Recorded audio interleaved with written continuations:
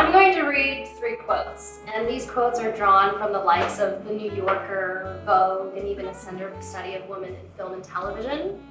Women comprised 3% of composers working on the top 250 grossing films of 2016. Micah Levi's nomination for original score was the first for a female composer in 2 decades. The last being Anne Dudley, who won for her work on Full Monty back in 1998. Since 1943, only 14 finalists for the Music Pulitzer have been women, and only 7 women have won. This year, for the first time in the prize's 74-year history, all 3 finalists were women. I'd love to know how you all feel about this. Well, I think everybody here is hearing those numbers are like, yeah, we know these numbers, we see it every day. But I think it's important to know, first off, I think it's changing, but that isn't without a lot of effort and a lot of women like the ladies you see before you really pushing themselves and pushing events like this. We work in a very male-dominated industry. That's not a surprise. We were always like the single female or one of 2 women in our classes. And just seeing those numbers starting out can be really discouraging. Even just before I moved out here, I was constantly doubting myself, constantly doubting, is there a place for me in this industry? You don't have a ton of female composers to look up to. So I think we need to bring these women together in situations like this to show people on the outside and women trying to come up and women who are trying to make it in this industry that there are others around you. And the only way that we push forward is continuing our visibility and supporting each other so that those statistics eventually go up. Yeah. You know, people in all areas of the entertainment industry will sort of use the same people that they've used because it's just easy. Like, we've all been around producers and directors, and they would like to hire women. Like, no one is thinking, oh, you know, I only want to hire men. You know, they just keep using who they've used. Film and television and video games and that kind of thing are really hard because they're huge budgets, and these big producers who are in charge of these budgets don't want to just use someone they've never heard of before, and so that's why exposure is so important. You know, no one ever told me women can't do this, but I always had this feeling that it was something I couldn't know how to do.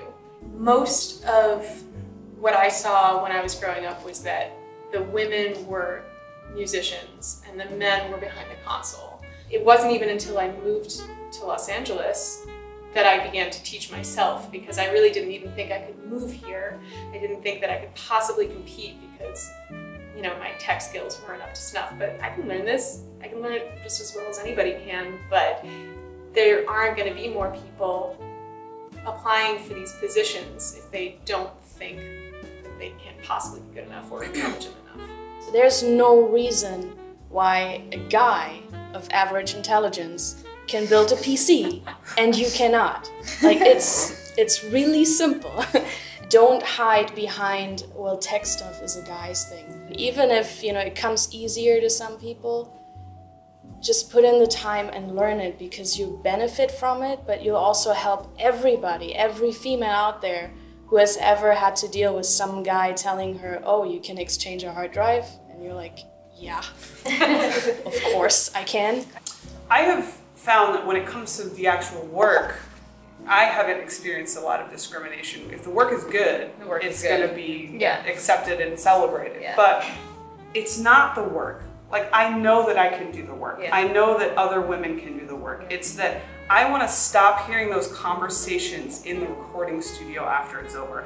I want to stop sitting across the table from someone who turns to my boss to ask, who's that girl that you brought with you? Why don't you talk to me? Look at me in the face and ask me who I am and what I'm doing. Those are the things that chip away at the edge for me, because everyone here and so many other women who are not a part of this concert, we all work with them, we all know them.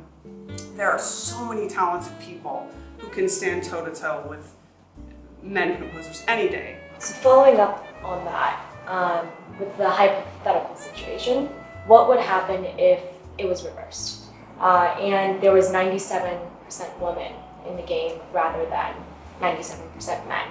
And how would you feel like the world would change if it was reversed? That's a good question. Well, it's like if Hillary were president. Yes. It's the realest thing right there. That escalated quickly. I think we would still, I mean, we wouldn't want that either. We want equality, which means 50-50. And so if the situation were reversed, we would help the men. And so what I've experienced so far in my short career is that they're not opposed to hiring a woman. It's not that they look at a resume or an application or a pitch or something and they're like, well, it's done by a woman, I'm not going to hire her. That's usually not the case. I've gone through so many applications myself, so many demos for my own projects where I needed help, or when I was employed at studios where they had an open position and wanted me to, you know, go through stuff. That's where the numbers game comes in, where, you know, we get 200 applications and 10 of them or 15 are from females. The likelihood of finding someone qualified in 190 people of males is much higher than the likelihood of finding one good one in the 10 females. So if we can get that to 50-50, we're gonna have, you know, also a 50-50 representation, because it's gonna be about the same percentage of people that are really qualified and people that can't really do the job.